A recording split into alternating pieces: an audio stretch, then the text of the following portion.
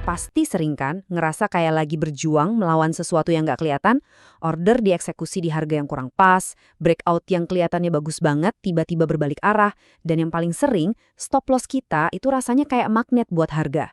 Nah, kalau Anda pernah ngerasain frustrasi kayak gini, tenang, Anda nggak sendirian. Di sini kita akan coba buka tirai dan lihat arsitektur pasar yang sebenarnya. Sebuah dunia yang sekarang itu didominasi oleh mesin, kecepatan super, dan skala institusional yang luar biasa besar. Oke, kita mulai dari pertanyaan ini. Perasaan ini, seolah-olah ada yang sengaja mengincar posisi kita. Ini adalah pengalaman yang hampir semua trader retail pernah alami. Tapi ini bukan sekedar perasaan atau paranoia loh. Ada mekanisme di baliknya, mekanisme struktural yang sering banget kita nggak sadari. Coba bayangin skenario klasik ini. Anda lihat harga berhasil nembus resisten yang kuat. Wah, ini dia momennya. Anda langsung masuk posisi beli dengan keyakinan penuh.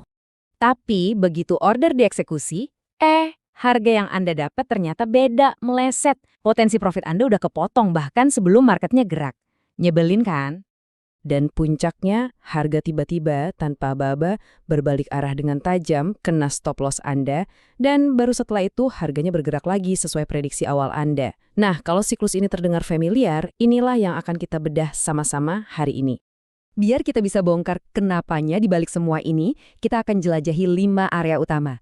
Kita mulai dari frustrasi yang kita semua rasakan, lalu kita selam lebih dalam ke arsitektur pasar yang nggak kelihatan, kita pahami peran mesin-mesin AI, lihat dampaknya langsung buat kita, dan yang paling penting, gimana cara kita beradaptasi. Oke, sekarang coba kita geser sedikit perspektif kita. Kita lupakan dulu pengalaman pribadi, kita lihat konteks pasar yang lebih besar. Karena pasar yang kita hadapi sekarang ini udah bukan pasar yang sama seperti 10 atau bahkan 5 tahun yang lalu, arenanya udah bener-bener beda. Biar kebayang skalanya, coba lihat angka ini. Menurut data terbaru dari Bank for International Settlements, volume transaksi pasar valuta asing global itu diproyeksiin bakal mencapai 9,6 triliun dolar per hari. Bayangin, per hari. Ini bukan lagi kolam, ini samudra likuiditas. Dan di samudra sebesar ini, nggak semua kapal ukurannya sama. Nah, di samudra sebesar itu pertanyaannya, siapa kapten kapalnya? Data dari Mordor Intelligence ini nunjukin bahwa di tahun 2025, sekitar 61% dari pasar algorithmic trading itu dikuasai oleh institusi. Mereka ini pemain raksasa yang pergerakannya itu benar-benar ngebentuk arus pasar. Dan dominasi ini bukan cuma soal modal loh, ini soal eksekusi.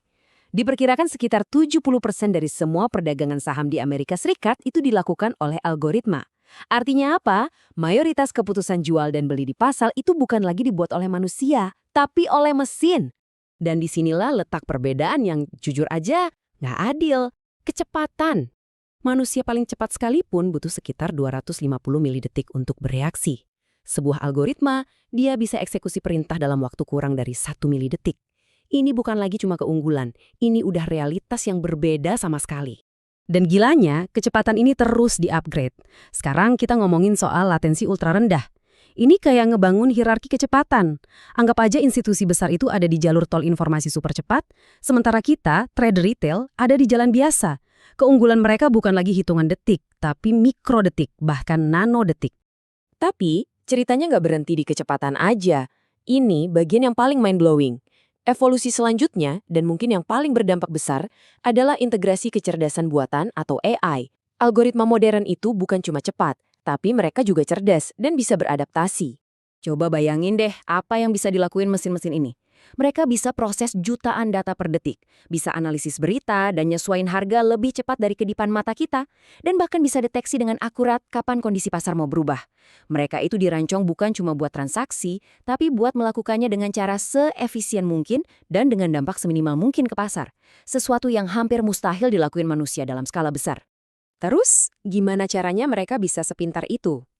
Nah, di baliknya ada konsep canggih seperti reinforcement learning. Gampangnya gini, bayangin sebuah sistem yang bukan cuma ngikutin aturan, tapi dia belajar dari setiap trading yang dia lakuin.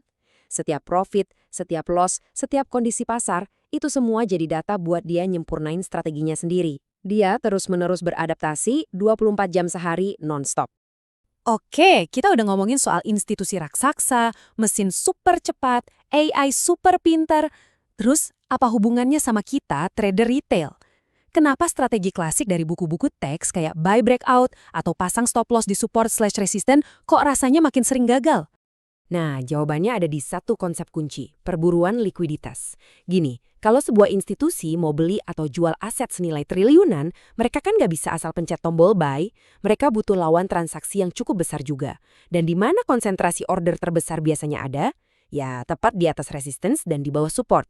Tempat di mana kita semua, para trader retail, naruh stop loss dan order breakout. Jadi ini bukan konspirasi jahat melawan Anda, ini cuma fisika pasar. Untuk bisa mengisi order raksasa mereka, mereka harus pergi ke tempat di mana likuiditasnya paling banyak.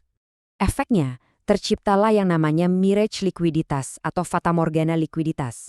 Anda mungkin lihat di order book kayaknya tebel banget, banyak order. Tapi, banyak dari order itu sebenarnya order hantu dari algoritma yang siap ditarik dalam sepersekian detik. Inilah kenapa breakout yang kelihatannya kuat banget bisa tiba-tiba hilang gitu aja. Likuiditas yang Anda lihat ternyata cuma ilusi. Kutipan ini pas banget buat ngegambarin apa yang terjadi selanjutnya. Ketika jebakan likuiditas ini gagal, trader yang udah terlanjur masuk pas breakout atau yang stop loss-nya kena, mereka sekarang ada di posisi yang salah. Mereka panik dan terpaksa harus nutup posisi mereka rame-rame. Nah, aksi panic cover massal inilah yang seringkali jadi bahan bakar buat pembalikan arah yang super tajam dan cepat itu. Oke, pusing ya. Tenang, setelah kita tahu medan perangnya kayak gimana, pertanyaannya sekarang, terus kita harus gimana? Jawabannya bukan dengan mencari indikator ajaib yang baru. Jawabannya ada di pergeseran cara kita berpikir dan mendekati pasar. Mari kita bedah kerangka kerja barunya. Pertama, terima dulu realitasnya. Berhenti melawan arus, mulailah berpikir seperti institusi, di mana likuiditas berkumpul. Kedua, kelola resiko Anda dengan lebih cerdas. Hindari menaruh stop loss di tempat-tempat yang paling jelas. Coba deh gunakan ukuran volatilitas, misalnya ATR, untuk menempatkan stop di luar kebisingan normal pasar. Ketiga, kenali cuaca pasarnya. Strategi untuk pasar trending nggak akan efektif di pasar yang lagi sideways, begitu juga sebaliknya. Dan terakhir, selalu lihat gambaran besarnya. Dengan trading searah dengan tren di time frame yang lebih tinggi, Anda menempatkan diri di sisi arusnya institusi, bukan melawannya. Jadi, pada akhirnya, inilah intinya. Pasar telah berevolusi. Ia jadi ekosistem yang jauh lebih kompleks, lebih cepat, dan lebih cerdas dari sebelumnya. Mencoba menaklukkannya dengan alat-alat dari era yang lama, itu sama aja resep untuk frustrasi. Kunci untuk bisa bertahan dan bahkan mungkin berhasil di era baru ini bukanlah tentang menemukan indikator yang sempurna, tapi tentang mengembangkan pola pikir yang paling bisa beradaptasi dengan arsitektur pasar yang sesungguhnya.